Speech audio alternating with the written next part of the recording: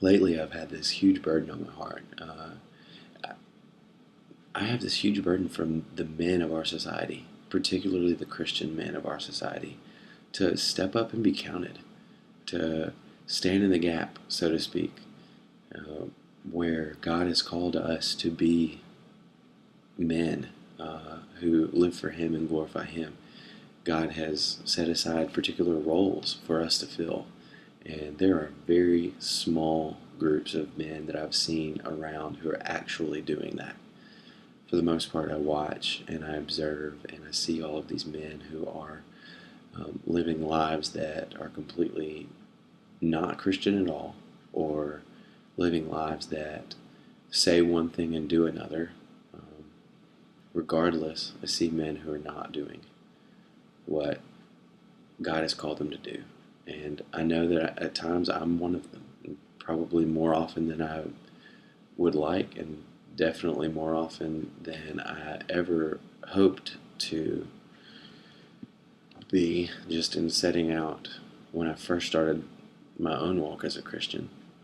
But that said, a friend of mine and I recently decided that on Thursday mornings at 5:30 we would meet once a week to pray specifically for that, because there's no great movement of God who's incredibly capable of working. There's no great movement of God that we've ever seen in all of society, recorded history, or whatever, that has not begun with prayer.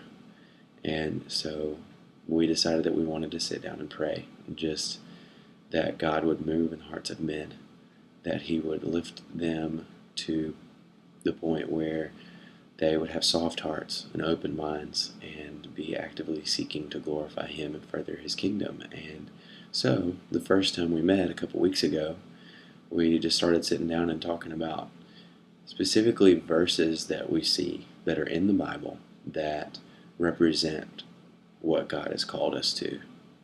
As Christians, yes, but more specifically because of the pointedness of our prayer, more specifically as men. And the first one we came across was in the Old Testament in Deuteronomy 6, verses 4 through 9. And that says, "Hear, O Israel, the Lord our God, the Lord is one.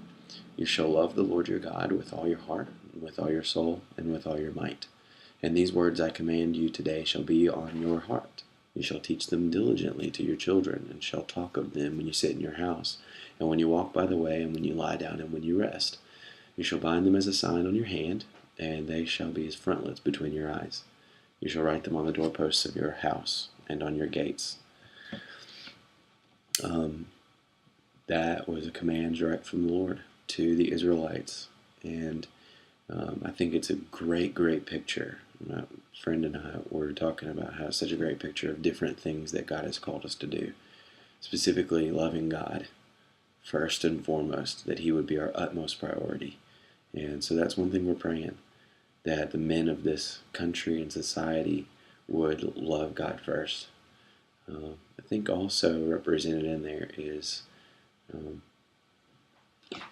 just loving the people around us to the point where we share with our families, that we live it out in such a way that our children see it as examples, and that we tell the people around us about Him. Just this evangelistic approach to loving God.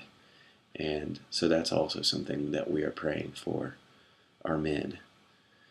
And we also wanted to kind of continue looking for other verses that were really representative, specifically verses that involved Jesus' ministry on earth, because He is our best and greatest example of what it looks like to be a man who lives the calling that is placed on his life. And so we found in Matthew chapter 22, verse 37 through 39, he basically quotes the Deuteronomy verse, but he adds a little bit of a twist to it, because as you know, Jesus is that incredible teacher who takes the truth of the Old Testament and doesn't negate it. Rather, He makes it more specific and a better command for us. And so He says this: the Pharisees are asking Him about the greatest commandment. And it says in 37 through 39, "And He said to him, You shall love the Lord your God with all your heart, and with all your soul, and with all your mind. This is the great and first commandment. And the second is like it: you shall love your neighbor as yourself. And so that's one of the things that we're praying for men as well. That yes, we would love God first, but that we would also love the people around us. Love them enough to call them out when they're not doing what they should be doing. Love them enough to pray for them to know the Lord and to seek His face. And love them enough to actually tell them about the saving knowledge that we have of Christ and what He's done in our lives, and bring them to the saving knowledge of Jesus Christ. We know that none of those things can be done in our own strength. We know that none of those things can be done apart from God, but we are definitely praying that God would be moving in our hearts to live that way, that He would be moving in the hearts of men to change their lives and call them to live a life that is greater than themselves. And I'm asking that you, as readers of this blog and as viewers of this video potentially, I'm asking that you would join us in that prayer. If that means getting up at 5:30 on Thursdays and coming to Mississippi College and praying with us, you're more than welcome. If that means getting up at 5:30 on Thursdays and just praying at the same time as us, awesome.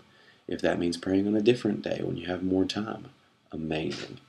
But regardless, we want to start a movement. We want to see God move in the hearts of this nation, specifically in the hearts of men, to lead and to live lives that glorify Him. And that said, I'm praying that you'll join us in that.